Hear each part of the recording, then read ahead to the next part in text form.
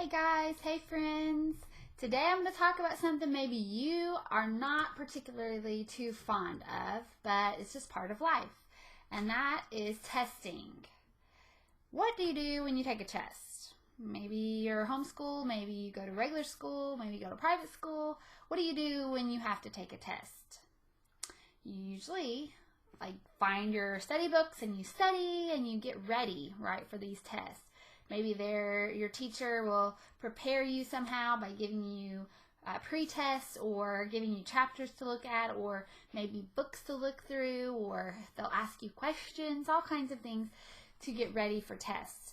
Sometimes you don't even know.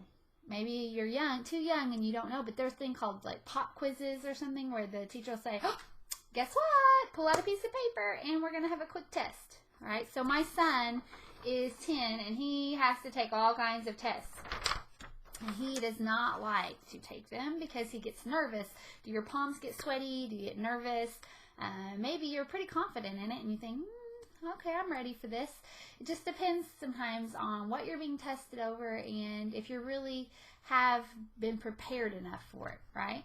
So we're going to look at Abraham. Remember, Abraham was the dude we talked about faith. The thing that pleased God the most, not good works and all of this, but the thing that pleases God the most is our faith. Trusting God, knowing that He is able and that He's going to help us through, and then following through. When you really know God and you have faith in God, then you're going to automatically do good things.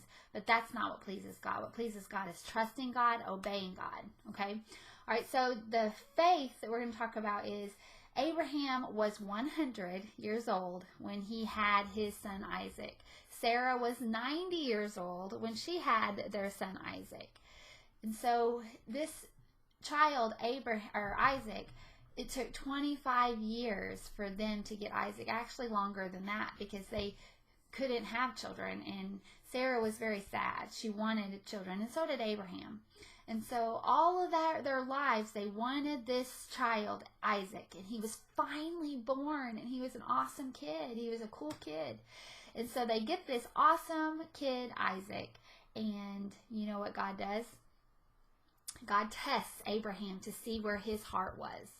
So he told Abraham, he said, Abraham, and Abraham said, yes, here I am.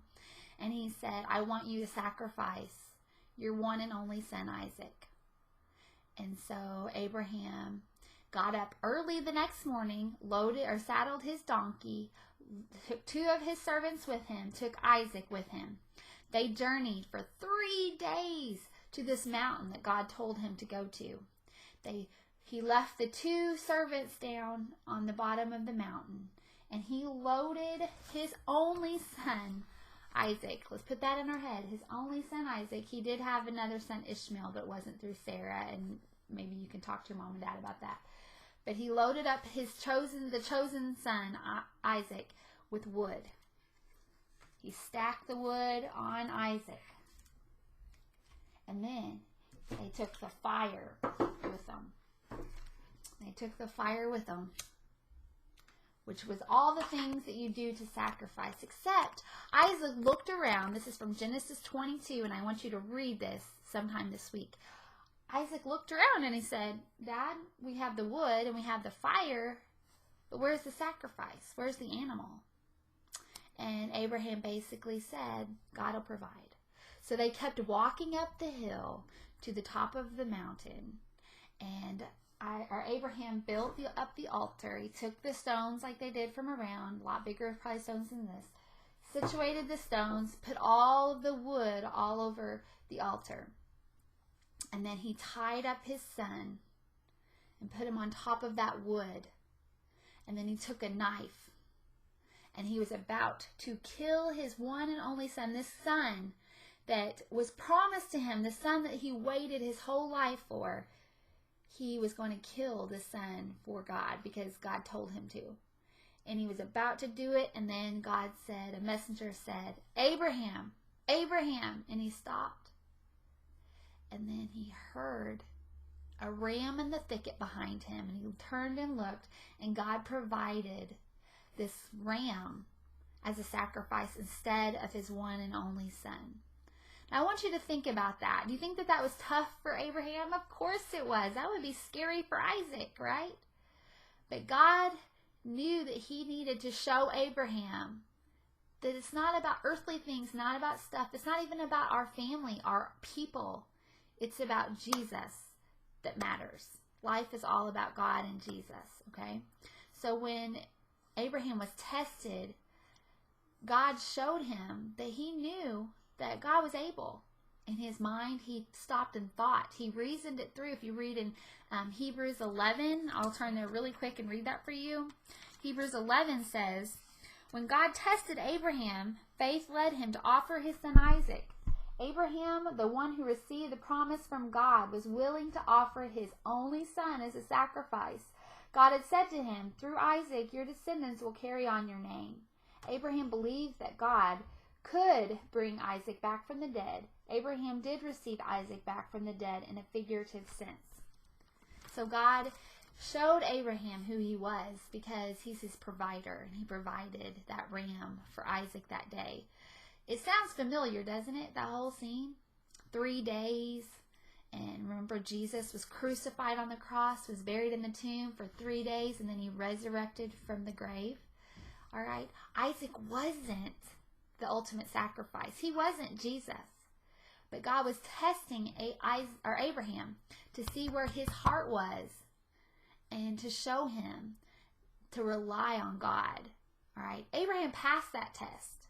Now, you're going to be going through periods of testing because that's the season right now at school, and in life, you're going to have periods that are going to be really tough. But I want you just to trust God. And if God's going to lead you to it, he's going to lead you through it. If God leads you to it, he's going to lead you through it. Don't be scared. I know that sounds crazy, but sometimes life gets kind of scary. But just trust God because he's good and he's able to help you. All right? So why don't you sing with me, Peace Like a River, or I've got Peace Like a River. Yeah. Okay? It's kind of a fun little song. All right? I've got peace like a river, I've got peace like a river, I've got peace like a river in my soul. I've got peace like a river, I've got peace like a river, I've got peace like a river in my soul. I've got joy like a fountain, I've got joy like a fountain, I've got joy like a fountain in my soul. I've got joy like a fountain, I've got joy like a fountain, I've got joy like a fountain in my soul. I've got love like the ocean, I've got love like the ocean, I've got love like the ocean in my soul. I've got love like the ocean, I've got love like the ocean, I've got love like the ocean in my soul. I've got peace like a river, I've got joy like a fountain, I've got love like the ocean in my soul. I've got peace like a river, I've got joy like a fountain, I've got love like the ocean in my soul. All right, guys, remember testing, school, or in life. Just trust God. He is able to help you far more than you can ever think or imagine. Just know that he loves you, he's for you, and he is not against you. So I just pray for you guys. I've been praying for you, but trust God. So I'll see you next week. Bye.